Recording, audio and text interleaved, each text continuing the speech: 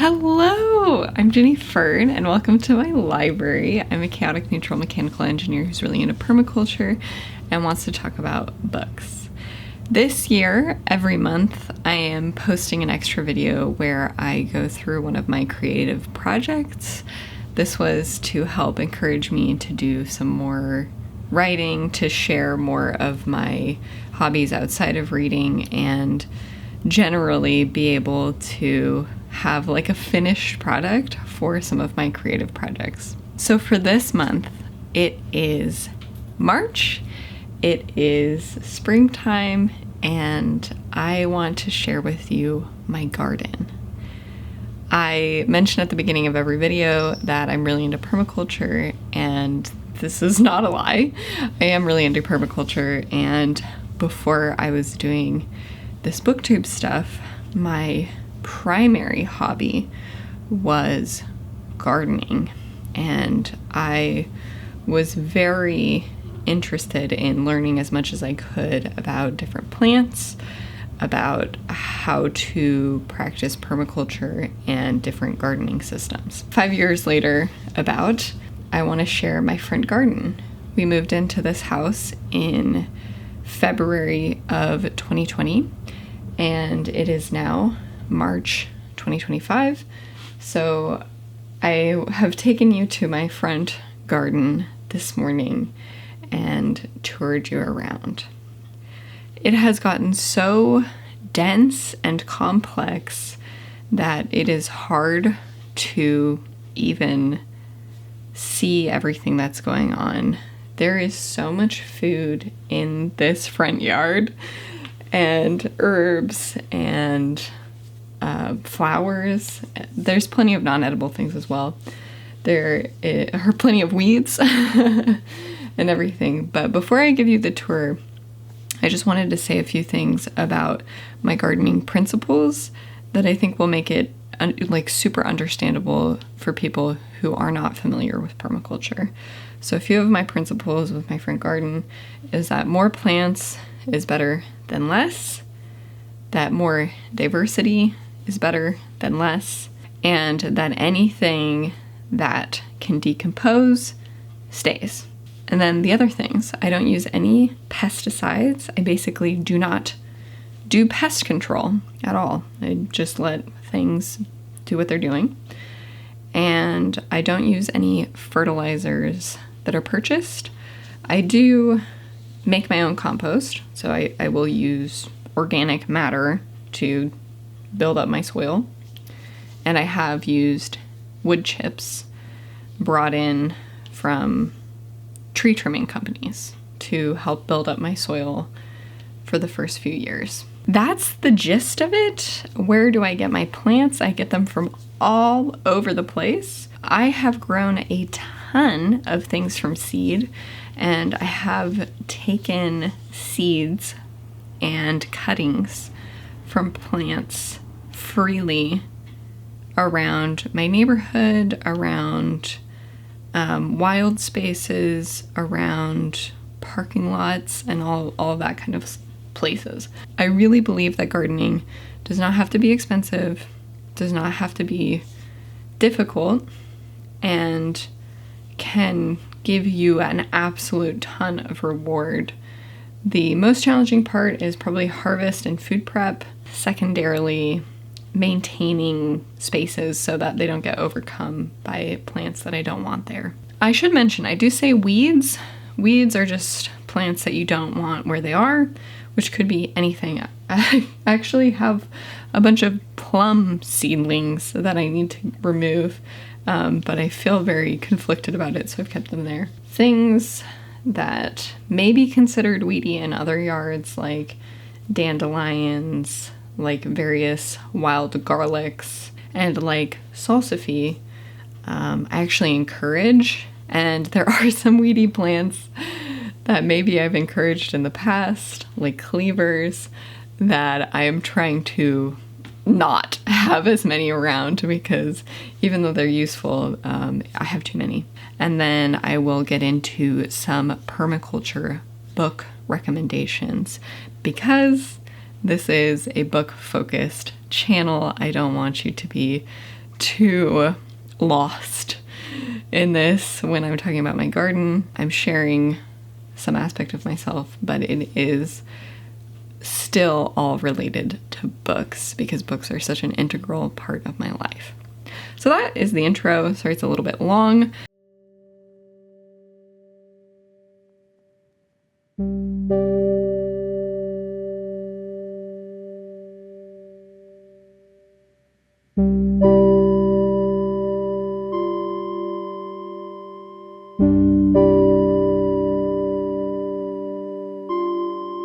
All right, so I'm going to tell you some of my favorite permaculture books as we tour around my garden. My garden has too much going on to talk about every single thing, so instead I'm going to talk to you about books. The first books that I want to talk about are going to be fiction, because that's actually how I started learning about permaculture initially, was through fiction. And specifically, my interest in science fiction kind of started me down this path. I read a book called Woman on the Edge of Time by Marge Piercy, and this is a time travel story. It starts incredibly bleakly. Our main character is a Chicana woman in her mid-30s living in New York, labeled insane and committed to a mental institution. She communicates with these two different futures. One that is a kind of permaculture, ecological landscape. It's very commune, hippie vibes, and the other future is hyper capitalist and genuinely terrifying. So it is a really cool book to put these potential futures against each other and really see permaculture as a potential future, as a version of the world that we could have. And that's why I think it's one of the best books to start with. It is just as readable as any other fiction book, and I think it's a great place to start. If you don't know anything about permaculture, you might find this interesting.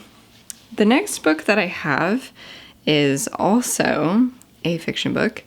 It is less highly recommended, but more just a very, I don't know, it's almost campy. It's called Ecotopia by Ernest Callenbach. So Ecotopia is a speculative fiction story where we have this new realm, this new country, perhaps, that is the western states of the United States. So it's like California, Washington, and Oregon have become their own zone, and they have an ecologically minded system, also communal, and it has been isolated from the rest of the world.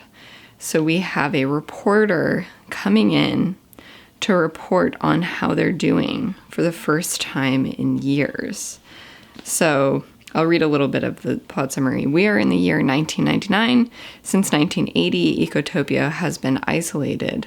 Now, finally, an official visitor is admitted. Will is sometimes horrified, sometimes overwhelmed by strange practices and sensual encounters. He discovers a nation which, in lucky circumstances, has taken charge of its own biological destiny. And, yeah, I will say that this was definitely written by a man. Part of the plot summary is he becomes deeply involved with a sexually forthright ecotopian woman. This one's a little weird. It's definitely a male-focused book. Oh, threw it on the ground. Love that for me. Love that I do that to everything. Let's move on to something that most of you will be familiar with. And a lot of you have probably already read A Psalm for the Wild Belt by Becky Chambers. I think this is an excellent fiction book to dip your toe into ideas around permaculture, because I think it can be hard for people to envision what a world would function like, what we would look like if we were practicing permaculture. And I think A Psalm for the Wild Built gives more texture to what an entire world living that way could look like. I think Dex uses something like a biogas digester in order to turn their waste into fuel. So stuff like that, where you can see the practical application of permaculture ideals in a future setting. So I really enjoy that. Now, let me get out of the way, I guess, a few of the permaculture, like strong recommendations from people who practice permaculture as a permaculture book. The one that I've read that is recommended a lot to various people is Restoration Agriculture. So I don't own a physical copy of this book, but Restoration Agriculture by Mark Shepard is a very inspiring story, a nonfiction piece written by a practicing permaculturalist. And I actually find the interviews with Mark Shepard and the touring through his permaculture system as some of the more inspiring aspects. I'd say in general, for nonfiction permaculture material, I really prefer interviews and tours with people who practice permaculture rather than books. I've read a few of them, but for me, a ton of the knowledge that I've come across is from YouTube channels and people just trying things out and reporting back of what works for them. The other well-known in the permaculture sphere book that I have read is Sowing Seeds in the Desert by Masanobu Fukuoka. And he has also written The One Straw Revolution, which is maybe more well-known, but I have not read that. Sowing Seeds in the Desert is all about this plan and these different ways to reverse and prevent desertification. Part of the reason why this is so important to me is because I live in a very hot and dry place in the summer months, and it is really helpful for me to understand some of the strategies for growing things even within desert conditions. It is a Mediterranean climate where I am, so it can be a little tough in the summer months keeping everything alive. I actually find the Greening the Desert project by Jeff Lawton incredibly inspiring to me, especially in the middle of summer when everything feels like it's dying. Then I want to quickly mention a few books that I have already talked about on this channel to some degree. The first one is Enough for All by Kathleen Rose Smith. This is about indigenous food culture from the Pomo and Coast Miwok people. Indigenous food culture, I feel, is so deeply tied with permaculture that I just have to mention it. And these two books I've also mentioned an absolute ton in the last 2 years that I've had this YouTube channel. One is The Garden Jungle by Dave Goulson. It's also called Gardening to Save the Planet, and so much of how I feel about the world is encaptured in this book, and also some amazing explorations of different creatures, focusing on insects, which I find so fascinating. And then my last recommendation is The Geography of Nowhere, which focuses on the rise and decline of America's man-made landscape. So this is a lot more focused on the social permaculture aspects, and if you're interested in social permaculture, I would recommend The Geography of Nowhere.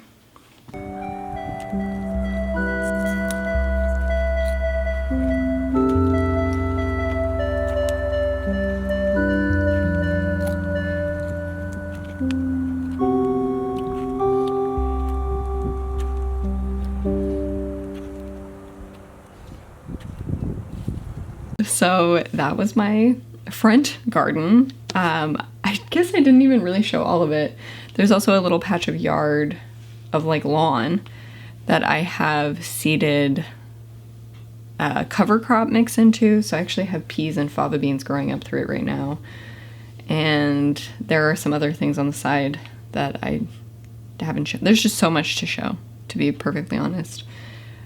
It's hard to understand the density of this garden, even for myself, until I get out there and I'm looking at like a square foot of this thing, and then I'm like, oh my god, like how would I even be able to cover this? So if you're feeling a sense of overwhelm, so do I. I really hope you enjoyed this. If you did, please consider sharing it with a friend who you think would also enjoy it. Consider liking and subscribing, and I will be back again soon.